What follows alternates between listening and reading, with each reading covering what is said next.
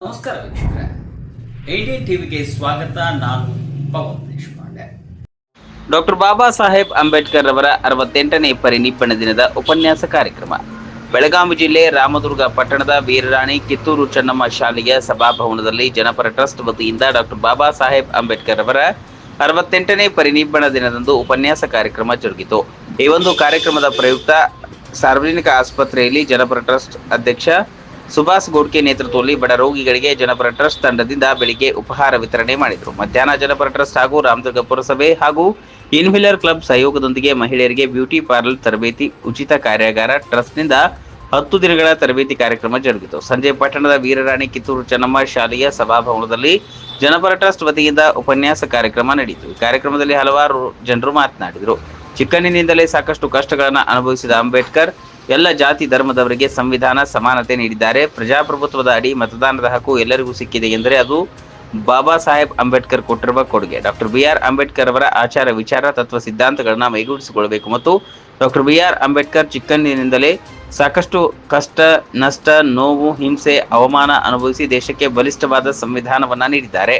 ಅವರ ಆದರ್ಶ ತತ್ವ ಸಿದ್ಧಾಂತಗಳನ್ನು ಪ್ರತಿಯೊಬ್ಬರೂ ಪಾಲಿಸಿ ಅವರ ನೆರಳಿನಲ್ಲಿ ಬದುಕಬೇಕು. 36 ಪದವಿಗಳನ್ನು ಪಡೆದಿರುವ ಅಂಬೇಡ್ಕರ್ ಅವರ ಸಂವಿಧಾನವನ್ನ ಎಲ್ಲರೂ ಓದಬೇಕು. ಎಲ್ಲ ಜಾತಿ ವರ್ಗದವರು ಇಂದು ಸಮಾನವಾಗಿ ಬದುಕುತ್ತಿದ್ದಾರೆಂದರೆ ಅದಕ್ಕೆ ಅಂಬೇಡ್ಕರ್ ಕಾರಣ ಎಂದು ಸ್ಮರಿಸಿದರು. ಈ ಸಂದರ್ಭದಲ್ಲಿ ಗಂಗಾಧರ್ ಭೋಸ್ಲೆ, ನ್ಯಾಯವಾದಿ ರಾಜೇಶ್ ಹರ್ಲಾಪುರ್, ಸುನೀತಾ ತಿಮ್ಮನಗೌಡರು, ಜನಪರ ಟ್ರಸ್ಟ್ ಅಧ್ಯಕ್ಷ ಸುಭಾಷ್ ಗೋಡ್ಕೆ, ಕಾರ್ಯಕ್ರಮದ ಅಧ್ಯಕ್ಷತೆ ವಹಿಸಿದ ಕಾರ್ಮಿಕ ಮುಖಂಡ ಗೈಬು ಜೈನೇಕಾಂತ್, ಸಂತೋಷ್ ದೊಡ್ಮನಿ, BMC ಕನಕನವರ್, ಮಾನವ ಬಂಧುತ್ವ ಸಂಚಾಲಕರು ಇನ್ನಿತರರು ಉಪಸ್ಥಿತರಿದ್ದರು. ಮೂರನೇ ವಿಶ್ವಯುದ್ಧದಲ್ಲಿ ತನ್ನ ಹೆಂಡತಿಯನ್ನು ಒತ್ತೆ ಇಟ್ಟು 4ನೇ ವಿಶ್ವಯುದ್ಧದಲ್ಲಿ ತನ್ನ ಪ್ರಾಣವನ್ನು ಕಳ್ಕೊಂಡು ಅತ್ಯಂತ ಗಟ್ಟಿಯಾಗಿ ಹೋರಾಟ ಮಾಡಿ ನೀವು ಯಾರೇ ಅಡ್ಡ ಬನ್ನಿ ಮಕ್ಕಳ ನಾನು ಕೇಳಂಗಿಲ್ಲ, ಒಪ್ಪಂದ ಮಾಡ್ಕೋತೀರಿ ಹೊತ್ತು ಯಾವುದೇ ಕಾರಣಕ್ಕೂ ಕೂಡ ನಾನು ನಿಲ್ಲಂಗಿಲ್ಲ ಅಂತ ಹೇಳಿ ಅತ್ಯಂತ ಗಟ್ಟಿಯಾಗಿ ಹೋರಾಟ ಮಾಡಿರ್ತಕ್ಕಂಥ ಕ್ರಾಂತಿಯ ಗಿರಿ ಫತೇ ಮೊಹಮ್ಮದ್ ಮೊಮ್ಮಗ, ಫಾತಿಮಾಳ ಮುದ್ದಿನ ಮಗ, ಅತ್ಯಂತ ಗಟ್ಟಿಯಾದ ನಾಯಕ ಸುಲ್ತಾನ್ ಫತೇ ಅಲಿ ಖಾನ್ ಸಾಹೇಬ್ ಊರು ಟಿಪ್ಪು ಸುಲ್ತಾನರ ಪಾದಗಳಿಗೆ ಪ್ರಣಾಮಗಳನ್ನು ಸಲ್ಲಿಸಿ ದಾಸ ಶ್ರೇಷ್ಠ ದಾಸ ಸಾಹಿತ್ಯದ ಮೂಲಕ ಸಮಾಜವನ್ನ ಅತ್ಯಂತ ಗಟ್ಟಿಯಾಗಿ ಕಟ್ಟಿರತಕ್ಕಂಥ ಆ ಕಾಲದ ತಿಮ್ಮಪ್ಪ ನಾಯಕ ಊರ್ಪಿ ಕಾಲದ ಕನಕದಾಸರ ಪಾದಗಳಿಗೆ ತಂದು ಪ್ರಣಾಮಗಳನ್ನು ಸಲ್ಲಿಸಿ ನನ್ನ ತಂದೆ ಉನ್ನತ ವ್ಯಾಸಂಗ ಮಾಡಲಿಕ್ಕೆ ದುಡ್ಡಿನ ಅವಶ್ಯಕತೆ ಬಿದ್ದಾಗ ಯಾರು ಕೊಡಂಗಿಲ್ಲ.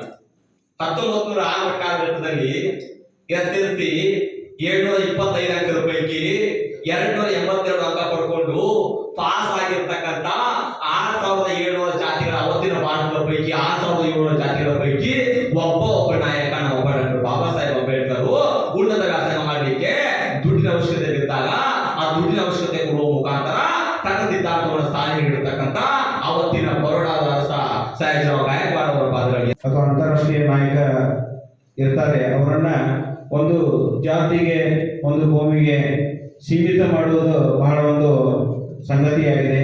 ಆ ರೀತಿ ಆಗಬಾರ್ದು. ನಾವು ಸಾಕಷ್ಟು ಸರಿ ಹೇಳ್ತಿರ್ತೀವಿ, ಅವರು ಯಾವುದೇ ಒಂದು ಹೋರಾಟ ಮಾಡಿರಲಿ ಅಥವಾ ಇದೇ ರೀತಿ ಸ್ವಾತಂತ್ರ್ಯಕ್ಕಾಗಿ ಹೋರಾಟ ಮಾಡಿರಲಿ, ನಂತರ ಸಂವಿಧಾನವನ್ನು ರಚನೆ ಕರಡು ಸಮಿತಿ ರಚನೆ ಮಾಡುವಾಗ ಅಧ್ಯಕ್ಷರಾದಂಥ ಡಾಕ್ಟರ್ ಬಾಬಾ ಸಾಹೇಬ್ ಅಂಬೇಡ್ಕರ್ ಅವರಾಗಲಿ ಇನ್ನಿತರ ಯಾವುದೇ ಜನಾಂಗದವರಿಗೂ ಸೀಮಿತ ನಾಯಕರನ್ನಾಗಿ ಮಾಡಬಾರ್ದು ಅಂತ ಹೇಳಿ ನನ್ನ ಒಂದು ಕಳಕಳಿ ವಿನಂತಿ ಇದೆ. ಅಂಬೇಡ್ಕರ್ ಅವರ ಪುಸ್ತಕ ಓದಬೇಕು. ಈಗ ಇತ್ತೀಚೆಗೆ ಸಂವಿಧಾನವನ್ನು ಬದಲಿ ಮಾಡಕ ಹೊರಟಂತ ಶಕ್ತಿಗಳನ್ನು ಬಂದಾವೀಗ. ಆ ಶಕ್ತಿಗಳ ವಿರುದ್ಧ ನಾವು ಹೋರಾಟ ಮಾಡಲೇಬೇಕು. ಯಾಕಂದ್ರೆ ಇಡೀ ಜಗತ್ತಿನಲ್ಲಿ ಈ ಒಂದು ನಮ್ಮಂತ ಸಂವಿಧಾನ ಎಲ್ಲಿಯೂ ಇಲ್ಲ. ಮತ್ತು ಬಾಬಾ ಸಾಹೇಬ್ ಅಂಬೇಡ್ಕರ್ ಪ್ರಾಕ್ಟಿಕಲ್ 100% ಅಲ್ಲ 200% ದಲಿತ ನಾಯಕ ಹೌದು, ಆದ್ರೆ ದಲಿತರಿಗೆ ಮಾತ್ರ ಸೀಮಿತ ಅಲ್ಲ. ಡಾಕ್ಟರ್ ಬಾಬಾ ಸಾಹೇಬ್ ಅಂಬೇಡ್ಕರ್ ಇಡೀ ಜಗತ್ತಿನಲ್ಲಿರುವಂತ ಯಾವ ಜಾತಿಗಳು ಯಾವ ಜನ ಇದ್ದಾರೆ ಎಲ್ಲರಿಗೂ ಬೇಕು ಅಂಬೇಡ್ಕರ್ ಅನ್ನುವಂತ ಮಾತನ್ನ ನಾನು ಹೇಳಿಕ್ಕೆ ಇಚ್ಛೆ ಪಡ್ತೀನಿ. ನಾನು ಹೆಚ್ಚು ಮಾತಾಡೋದಿಲ್ಲ, ಯಾಕಂದ್ರೆ ಟೈಮ್ ಬಹಳ ಆಗೈತಿ. ಇಷ್ಟು ಮಾತಾಡಿ ನನ್ನ ಅಧ್ಯಕ್ಷ ಭಾಷಣ ಮುಗಿಸ್ತೀನಿ. ನಮಸ್ಕಾರ.